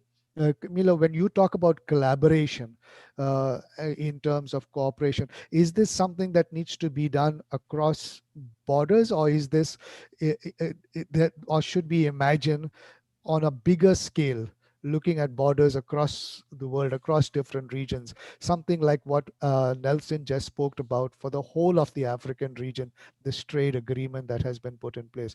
Or do you think we should take it contextually, just along corridors that are problematic? Joe? Thank you, William. No, I think we need to start looking at our border situation as a collective whole. I think the reality is that if we want globalized economy, we want globalized economics, we want globalized companies, we need to recognize that it's no longer about each country working on its own. It's about us recognizing that there's human capital a part of this, there's resources, and how do we do that with human dignity at the forefront? And unfortunately, I think that we do have a long ways to go, but I think it would require first of all, regionally, for us to recognize the flows. And we know that we have huge numbers of migrants from Mexico to the United States, Mexico to Canada, Central America. I mean, you now have the recognition that in Mexico, less and less folks want to work within agriculture in Mexico. So they're now dependent and creating a program from Guatemala to Mexico. The nature of migration continues to expand, and I think that it behooves us, and it's our responsibility to be on the forefront to recognize what type of collaborations we need to create. And unfortunately, I think one of the biggest issues is the impact that the U.S. political, geopolitical infrastructure has had on Central America and South America. It's always been seen as, we're here to help you, we're here to tell you. So I think in that sense, there's never been an even playing field for folks to be able to talk with one another. And I think that is what continues to make it a huge challenge to be successful in creating border policy that's going to ensure, right policies, the right thinking. And then along the same lines, I think that there needs to be further analysis, right, on the reality and the issues that continue to exist. We demand more products, we demand more consumerism within the US, but we do not want to support any initiatives or legislation that promotes our ability to ensure the way we want to live and sharing that with others. And so I do believe, and I want everyone to know, I do believe that there is that possibility, there is hope. I think there are organizations, like the ILO and even parts of the OIM that are working with different initiatives to bring that collaboration to the forefront. But once again, I think it continues to be a challenge, right, on how do you ensure that we're doing this to the benefit of the societies of the country, to the migrant workforces. And unfortunately, I don't see that quite yet as the most important factor. It still tends to be economic means. What does that look like? Trade agreements that continue to play at the forefront of every decision. And that's why I think Reiko's question, and Nelson, if you're ready to answer that question of Reiko, border management must be part of the social contract. Now, we know that it is that is going to be a real challenge, but let's hear your views on this. When we talk about free trade agreements or free movement of persons, people can move freely within the continent. Doesn't mean that the borders will be fully open. So because, again, facilitation and security of borders will have to be, it's a rights sovereign of the states, and they will not even for 1 minute consider to not intervene on that. So we have to be clear on that. What we do, for example, with the IOM does with our member states is to provide the means and doing lobbying and serious lobbying with the countries and governments to regularize, for example, irregular migrants within the country. For example, we are doing now in Tanzania the regularization of irregular migrants within Western and Eastern Tanzania, where, for example, thousands of Burundians which were irregular in the country with no papers, with any kind of identification. Some of them were already born there. Some of them already married there with the Tanzanian citizens, but they have no paper, they have no identity. So that's why the legal identity strategy that we are now developing in IOM would wish also to provide the legal identity to these persons so they can be protected, so they can be used, they can no longer be exploited. For example, they work on the foreign territory. So with this in mind, the border management is something that's, I mean, whatever point you look at to, I mean, once you have a line, a strategy, and this is not what my personal view. This is African Union documents saying that the free movement protocols and the trade agreements will increase the economic welfare of the countries, and ultimately the citizens will benefit. If we manage to include the regularization of irregular migrants, if we manage to provide legal identity for those who are born, and some of them probably will die without an identity, if you don't intervene, for example, if you don't assist our member states to provide them a legal identity. Because an identity document, it's not only for you to vote or to get access to to a school or health facilities or something. It's also for you to travel when you want to. For you to get married, for you to get divorced, you need a birth certificate, you need an identity card. So all these are very important points that we need to have in mind. And IOM with the member states are doing not only to assist to let's say to provide legal identity to their own citizens, but also for those who are foreigners in their own territory which are irregular, they will have fully access to identity card or to a resident permit. I'm sorry, to a resident permit by registering themselves on these registration programs, regularization programs. Sorry, that's what has been more technically correct. They will apply for a resident permit, and these registration cards will provide them an identity that he will use to identify themselves against the state when they want to put the kids in school, when they want to buy a car, and want to go any other activity they will have to be together with them on the social environment that they live in the country. Of course, border management is important because when you provide identity, now everybody talks about, for example, electronic passports, electronic identity cards, the biometrics.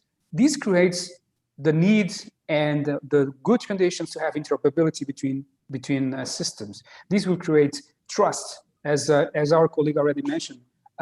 This will create mutual trust between not only between the government and the citizens, but between two different governments. The mutual recognition of a passport or identity card from country A in country B and vice versa, for not only to cross the border, but to establish yourself inside this country, it's of a paramount importance for the future. It's a paramount importance towards the benefit the migrants' life in the future. Is this the ultimate solution? Probably not, most likely not, but it's one step forward, and we need to move on this. And times of crisis like this one that we live in COVID-19 will bring us different challenges, of course, but this is also an opportunity for us to think, sit down and think and see how we can move forward and we can adapt, be flexible enough to adapt in the future. Because now probably, most likely, the most vulnerable, we need more protection. Human rights are now more needed than any time before, most likely. So this is something that I would like to highlight. And the fact that, for example, private data privacy or privacy of data and cybersecurity, when we talked about interoperability of systems, this has to be guaranteed. The data privacy it's not negotiable. Cybersecurity is also not negotiable, so it has to be established. And this is something that the member states most likely will have to move on this. If you talk about air borders, for example, just let me finish just a second, please. We talk about air borders, and we're talking about the advanced passenger information systems, which is a standard from ICAO, meaning that the countries must implement this as soon as possible. So this will also guarantee the protection of data, and will also protect the human rights of migrants when traveling to another country to seek for their different opportunities. So this is something that I see as a good point and a step forward to a better defense, or to a better, let's say, to a reliable and more solid and more secure migrants' dignity, I would say. And thank you for that, Nelson. Although I think there is a point, and I think also in Reiko's question is that it is all right when states decide on these matters, but whether it is part of the social contract in which you have the state has the trust of the people in the managing of these borders and things like that, and the way this information will be used and all, I think that is a very pertinent question, and I know that it is particularly in the region that she is working in. But let me just ask you, therefore I'll put a thought out there, and I'll ask you to think about that, and I'll just go to the floor to ask a couple of people from the floor or from the participants their thoughts on what they are hearing. But let me just put a statement out there for the panelists, for each one of you to give your 50 seconds thought on. And that is, let's be clear on this, that the way borders is talked about today is largely of how to in a certain sense, manage the movement of people. And when we say manage the movement of people, it is a fact that it is a certain category of people that need to be managed, because borders are very fluid also for other people. For there is, there are people who can cross, and you yourself, Nelson, gave an example of this, how if you use your Portuguese passport, you have no problem.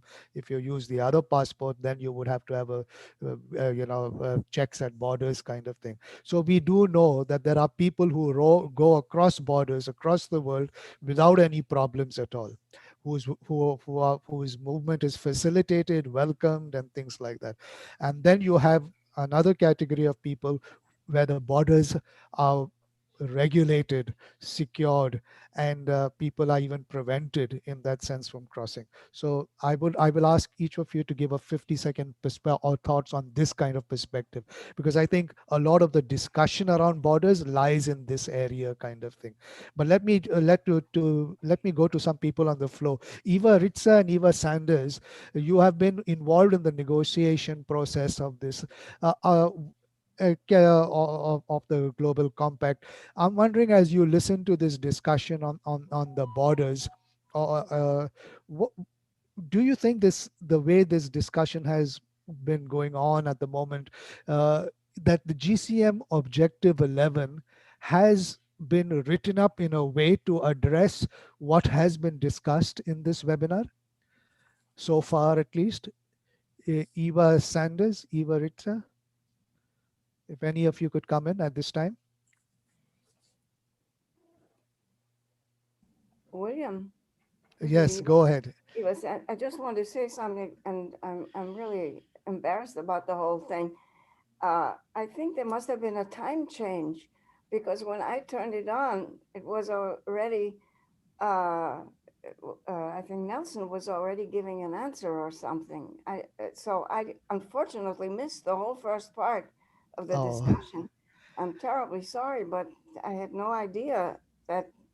Was there a change? Is it for New York now 7 o'clock in the morning, as far as you know? Well, I need to know that.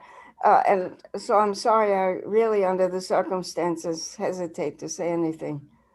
all right. No, for us, we have kept it at the same time. So there has been, I think, a time change in some parts of the world. So yes, we started at 8 o'clock as usual, the Philippine time. So okay, but Eva Ritza, you want to come in? I too missed the very first part of the discussion, but I'm very, very much concerned about the issue of documentation. And I think that some very, very good points have been raised about it, because there are a tremendous number of stateless people. Now, the question you had mentioned, or Mr. Gonzalez mentioned, that the IOM is in the process of trying to issue the kind of documentation that would be necessary and secure as well.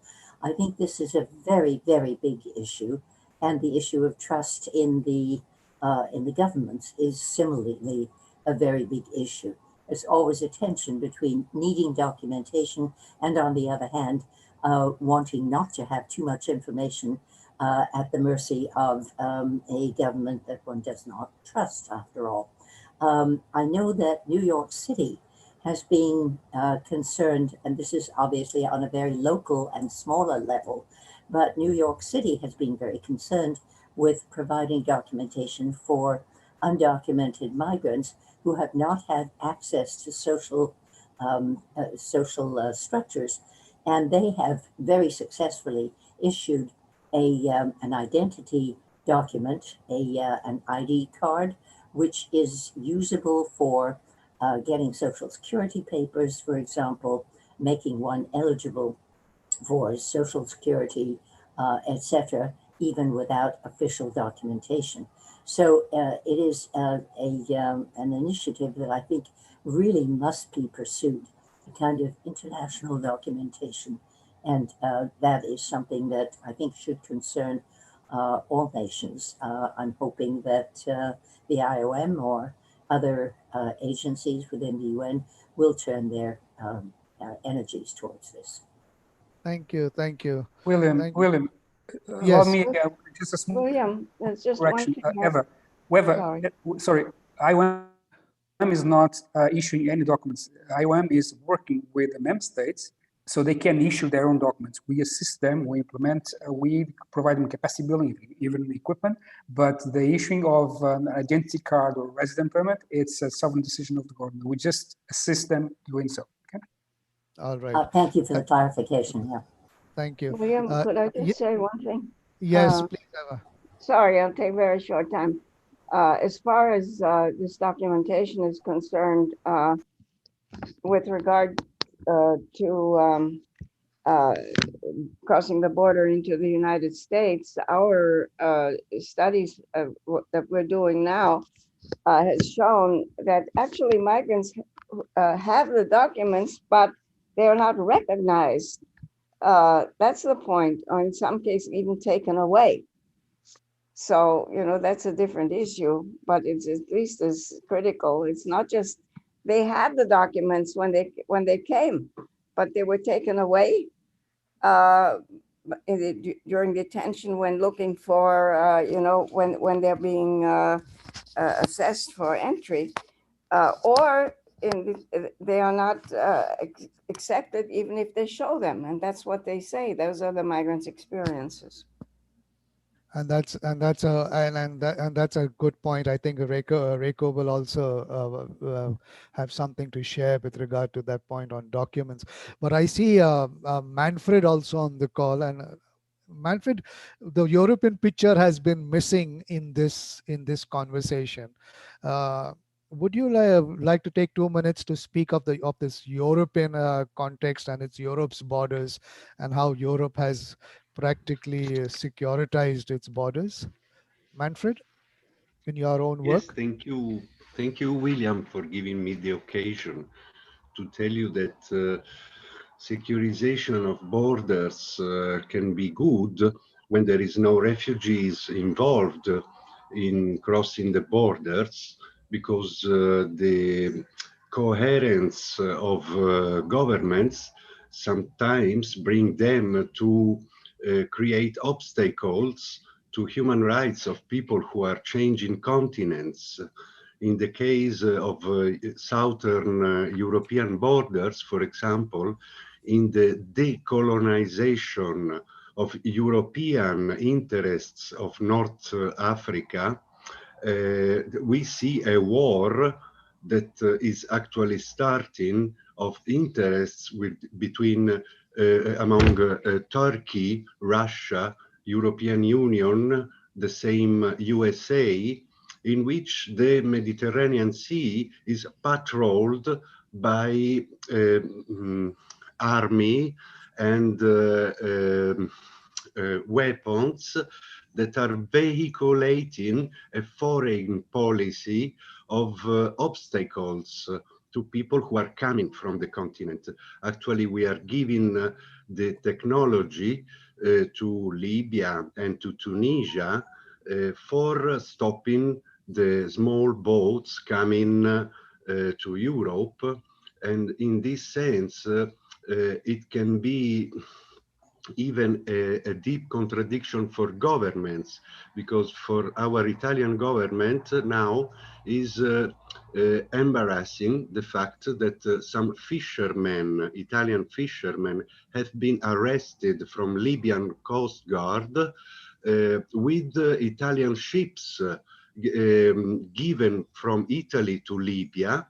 And now we have these fishermen in Libya arrested under process without accusations, in the same time in which we gave them the means to stop the refugees to come to Europe. This is the same automatization of borders that is not starting from respecting the human rights of people who are not recognized in those borders, not for technological reasons, because this is always possible, but for political reasons. There are many people escaping from Eritrea, from Sudan, from Nigeria, who are passing from corridors that are actually stopped in more points from blocks that are technologically assisted from Europe. But this does not bring more rights to people who are living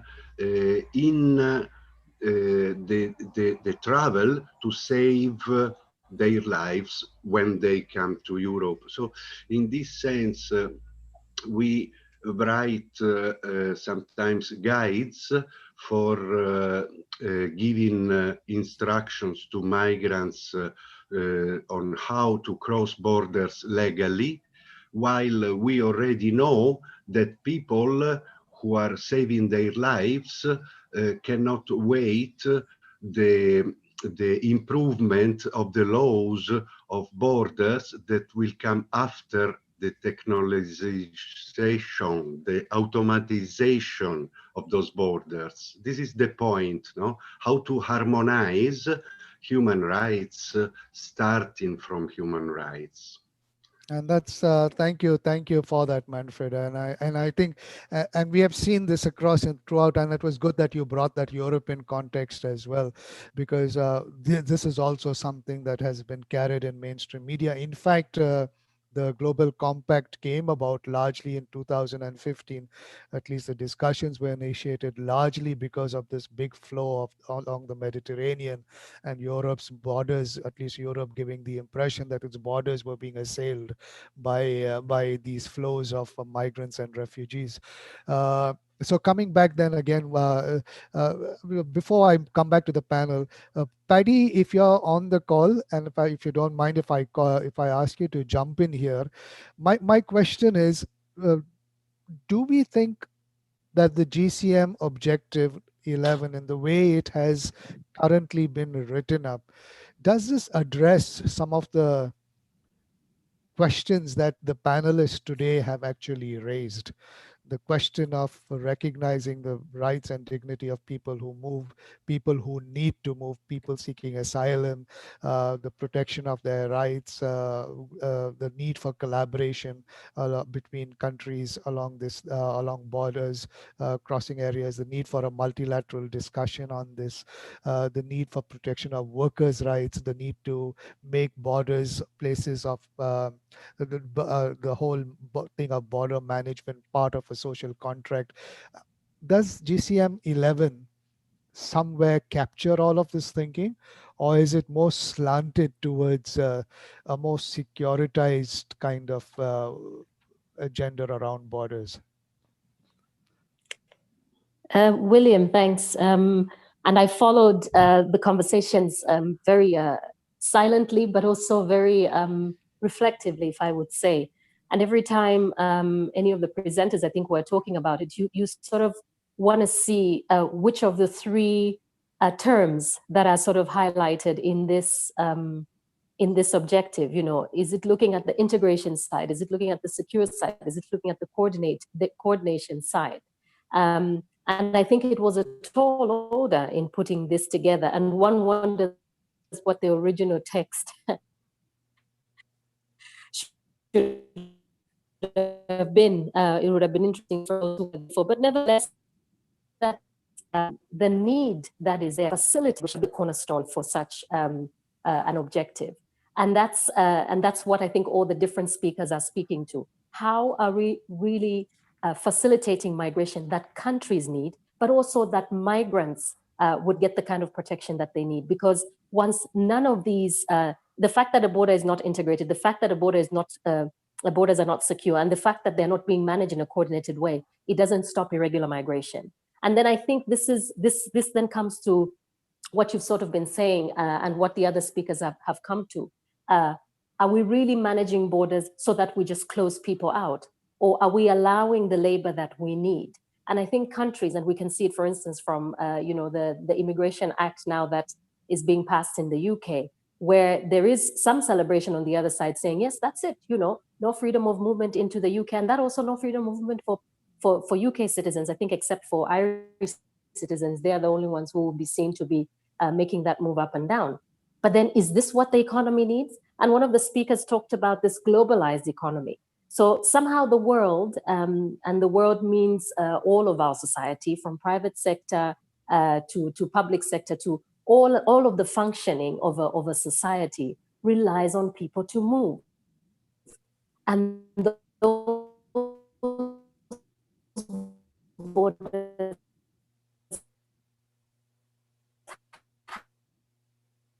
Patty, you are have to be breaking up. these needs because, the porous border routes. Am I breaking? Yeah, and Nelson talked about the porous border routes, and I was just reading an article actually out of Kenya that was looking at migration during COVID, and this is not just a situation between Kenya and Tanzania, for instance. Migrants have been using what are called mpanya routes, and mpanya is a rat in Swahili. And we all know what rats do. Rats are smart, that when you close one place where you think they would pass, they're going to open another one. And this is how governments are looking at people. And I think it's time to fine tune and think about, why do people need these movements? And then facilitate it, because then it promotes safe migration. And it's actually a win-win. And then this objective would be met. And I think it speaks also for, when I see articles that are coming out of the Zimbabwe-South African border as well, where migrants are crossing over for food, it's a need for a basic requirement to be met. How can we not manage this? And I think a lot of it comes, as you have said before, William, from empathy. And I think governments have lost empathy. Our systems are losing empathy because we're looking at these as we look at goods crossing a border rather than human movement.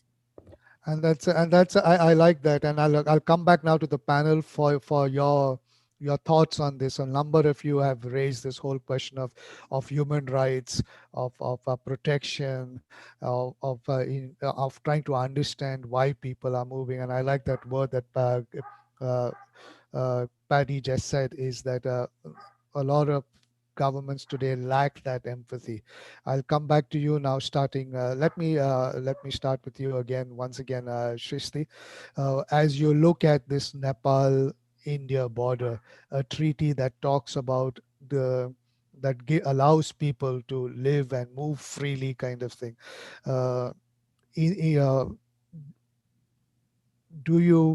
Would you see the movement along this border getting even more enhanced in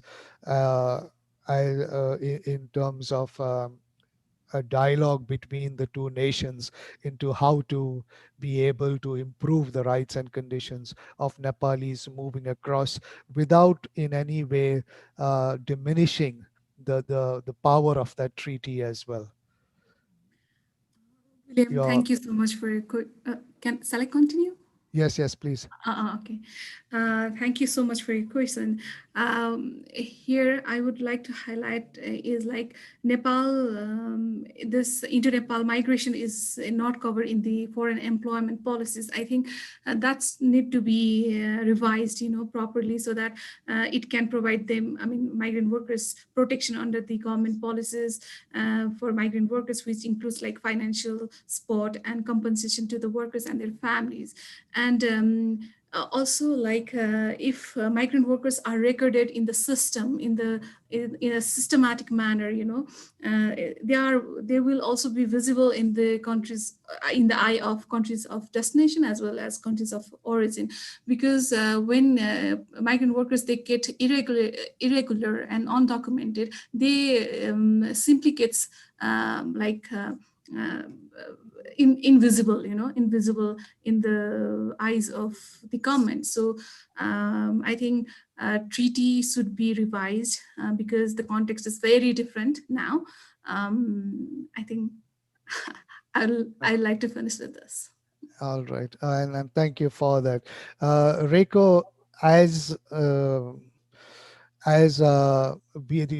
even as we are speaking, the ASEAN Forum on Labor and Migration is happening, and will continue to happen until tomorrow and day after.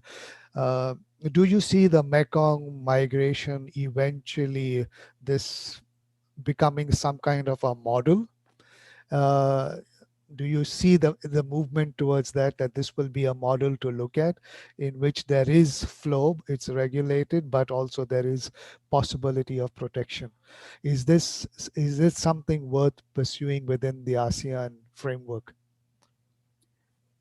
I think there is a possibility because actually because within the Mekong, even though it's not the formal like structure body, but there are multi-country state discussions, such as it's called CLMPB ministerial meeting, Cambodia, Laos, Myanmar, Vietnam, Thailand meeting. So that's basically half of the ASEAN countries discussing. And within that, they already have shared sort of understanding that that's a sub-region that has more or less actually, you know, very fluid, how to say, movement of people. And they have somewhat, even though they try to follow the principle of ASEAN, but they understand that they have sort of different dynamics of people moving. And I think there are a lot of things that ASEAN actually can learn from that Mekong experiences. One is that I actually would like to highlight the fact that even though the majority of migrants have been undocumented, there have been significant level of actually rights protection by destination country. For example, in this case, Thailand. Just pick one example is they do have this education for all policy. So all the children, including undocumented migrant children, have access to education, free education, and they would be given status and documentation. And there are many other sort of practical, in a way, responses to the undocumented flow of migration. And so, yeah, we hope that there's things that ASEAN can pick. And I think one caution that I think we need to make, not only for ASEAN, but probably for the rest of the world as well, is even though we keep saying manage the border or facilitate movement of people, quite often we have in our head, we have two different types of people. So when we say facilitate people with money, basically with money and high education, I think we automatically take it for granted that if you come from rich country, or if you have money, or if you have high education, then you have a passport, then you pretty much have freedom of movement to anywhere in the world. Whereas when we say facilitate the movement of people, and when we are imagining the people with lower education and poor people, then we are actually still trying to very, very much control and restrict their movement. And their movement would need to be justified with the labor needs, so on. So I think there's a danger there a bit that we're using double standard when we are looking at the movement of people. Thank you. Just one more point that I wanted to also make is that when we talk about contribution and so on, I think there have been always this assumption that migrant workers' contribution was not acknowledged. But I think during this COVID-19, it made it very clear in many of the destination countries that industries stopped functioning because they could no longer bring in the migrant workers. So I think it's actually quite a good time for raising awareness about the contribution and therefore pushing for the reform of some of the migration policies. Thank you. Thanks, Reiko. And Alma, coming to you, do you think that the US will come back to the Global Compact after rejecting it under the new administration? Would you like to, forecast? Well, I cannot forecast that, but what I can forecast for sure is the tremendous organizing that will go into bringing the US government and working with the US Congress and hopefully a changing US Senate to re-engage the US in these multilateral discussions. I think it's very important for developed nations to actually set human rights-based standards and set precedent for creating migration mechanisms that allow people to migrate with their human rights. I think, like Manfred said, is that we have to harmonize human rights at borders, starting from human rights, starting from those standards. And I think that as civil society organizations, our role has been, particularly on the US-Mexico border, to really addressing a lot of the gaps in the humanitarian crisis and that we've been experiencing as a result of not only border management, but also the complications with COVID. We've been really busy addressing all these humanitarian emergencies, and I think that it's time for us to be able to come together with government officials, with businesses, with local cities, to really try to, again, going back to that word, reimagine a system that really corresponds to the current trends of mobility that we're experiencing. And so I do have a lot of hopes for this administration, but primarily I have a lot of hopes for our organized effort as civil society to push our government to re-engage. Thank you for that. And yes, I think the power of organizing and the power of the people coming together to make that change would be fantastic, and to leverage on that would be great. Let me come to Joe. And Joe, as you're listening to all this, and as somebody who is facilitating this, can I just ask the role then of what you would envision for private sector to come out, or in social entrepreneurs to come out in relation to border management and along the kind of work that you are doing? What would be your message to that constituency? Yeah, I think one of the challenges that we've had, and the only reason CIERTO came to be, is because we needed to reach out to the private sector. It is the private sector that has the money, the leverage. For instance, CIERTO would not be doing its work if it wasn't for the recognition that large multinational corporations such as Walmart, Amazon, Costco, and others, they need the continuity of supply and brand integrity. And so I think one of the gaps that our organization has tried to invest in is, how do we document the impact of human rights, of ethical recruitment, oversight, and transparency, and see how that impacts the economic bottom line, so that we can then bridge the gap between economics and human rights, the social with the economic. And I think that that is what continues to be a gap within business, within globalization.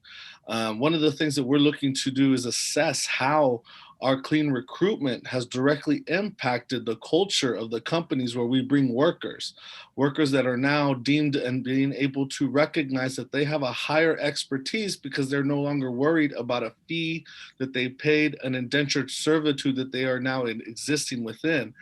And so the hope here is that we can continue to recognize the inherent expertise that these non-skilled workers actually have and the value that they bring. Now, I think that there's still a long road ahead of us to achieve that, but I think that it is the onus of, just like Alma said and others have said, of civil organizations, social organizations, creating an ecosystem of braided organizations that provide this data, that show I don't do human rights just because I only care about humans. It's because I also believe it to be good business.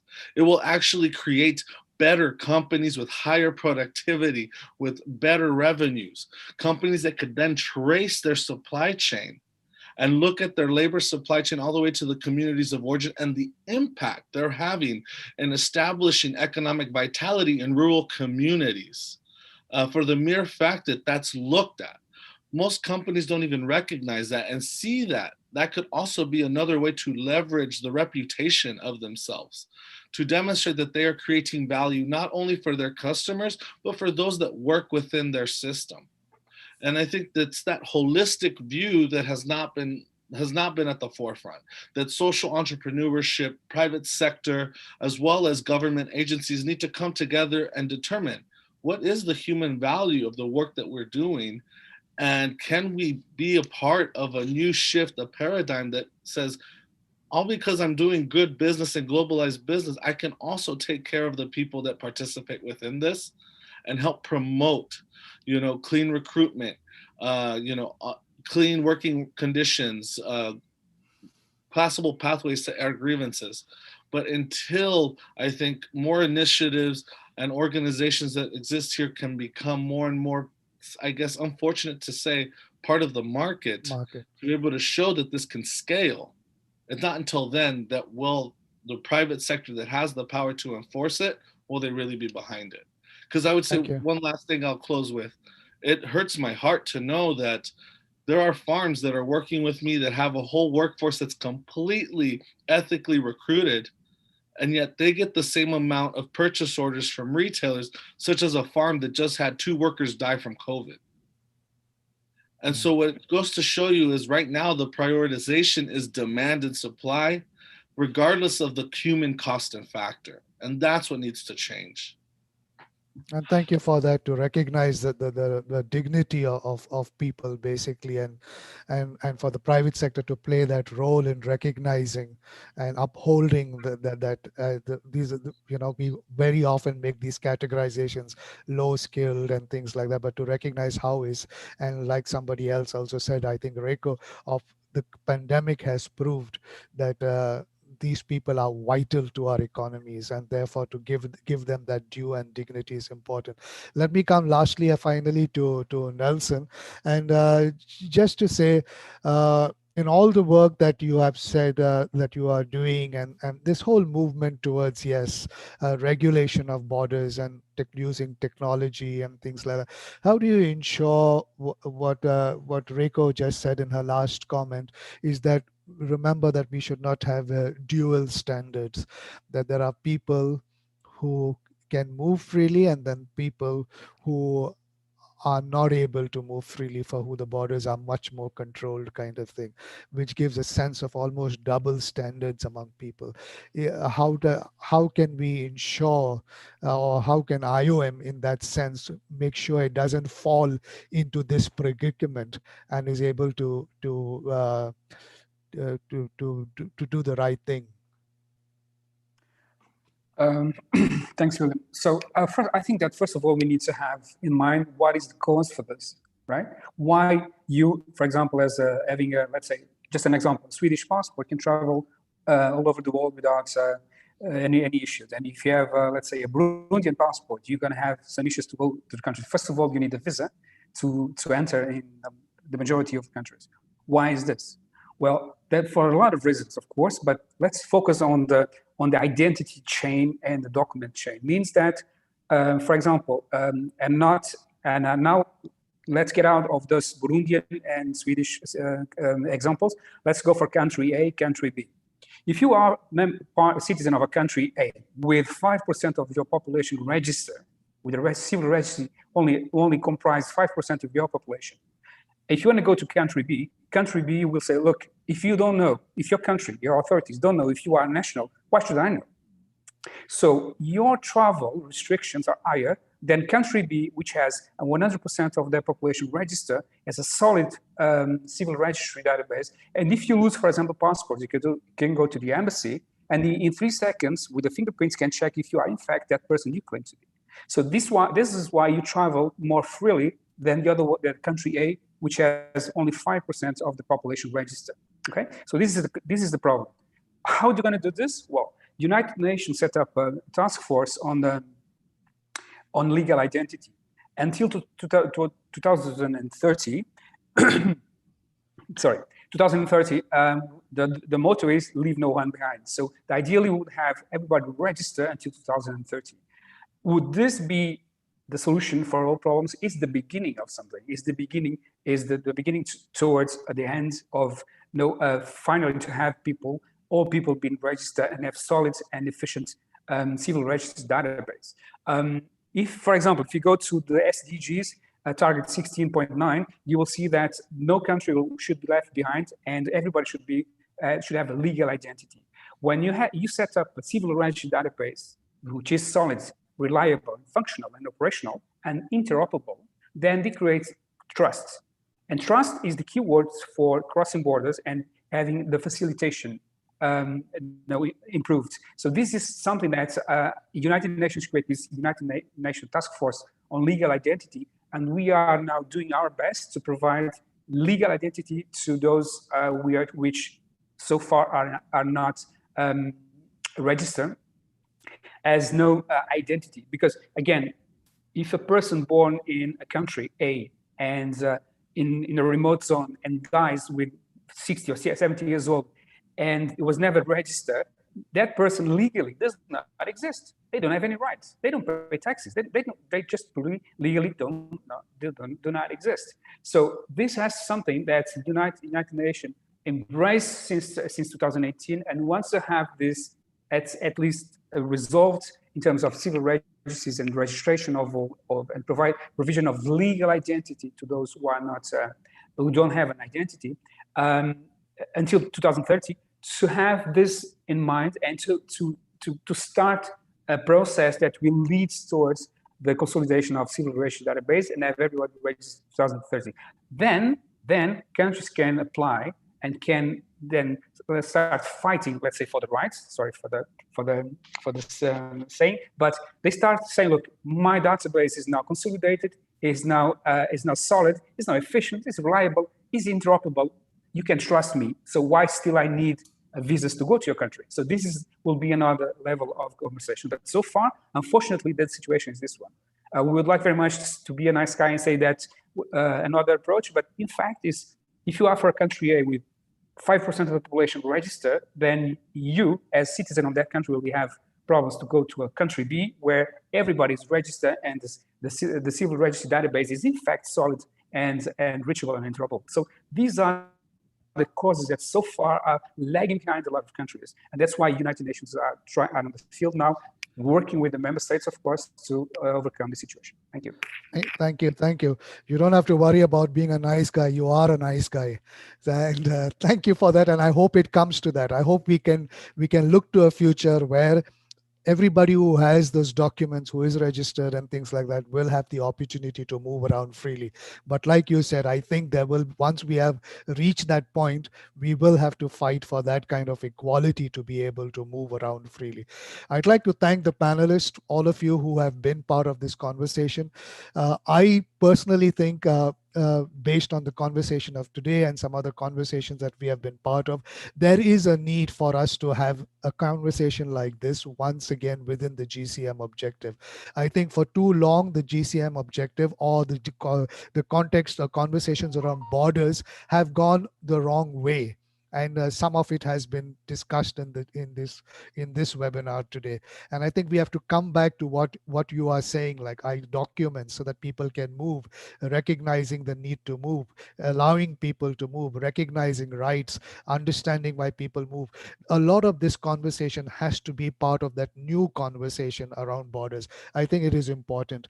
I'm always inspired by an advertisement of Emirates, the airlines actually. And Emirates had a series of advertisements with regards to Emirates Airlines kind of thing and why you should fly Emirates Airlines. But there was one particular series which had the slogan that borders is so yesterday. And I believe that a conversation like this can help us look at borders as being so yesterday, because there are people, and like Shristi and all have said, Reiko has said, there are people who are crossing borders without even seeing that line, because this has been part of movement for time eternal kind of thing, and to recognize that. But then at the same time, to recognize what Nelson is saying is that in order to make these movements secure, to make these movements where rights are protected, people are recognized, dignity is upheld, work is permitted, like what Joe says, that we will have to look at how to regulate them in a way that is like what Manfred said, putting human rights at the heart of it kind of thing, and recognizing it from that perspective. So thank you all very much for this discussion. It has indeed been a reflective moment, like Paddy said, and I would like us to take this forward, thinking of this objective in ways that would challenge us to look at a world in which borders actually become bridges, and they become places of hospitality, places to rest and then move on kind of thing. I think we should dream of that dream. We should reimagine, like Alma says, of how we can come to that point. And conversations like this can help us implement programs like the one that Joe is talking about as well. So thank you all for being part of this conversation. It has been great for me. I hope it has likewise been for you. I'd like to thank everybody for participating, for those who have continued to be with us until this 11th webinar, 11th series. The next one is next Tuesday, that is GCM Objective 12. And I look forward to meeting. We look forward to meeting you all of you in that. Remember the time change. Thanks, Evas for pointing that out to us. There has been a time change. Some parts of the world have turned back their clock, but keep that in mind. And uh, it's 8 o'clock Philippines time. I'll say that because I'm based here in the Philippines. So check your clocks and orient them towards this so that you can fully participate the next time. Thank you so much. Thank you all, everyone, for participating today. Be well.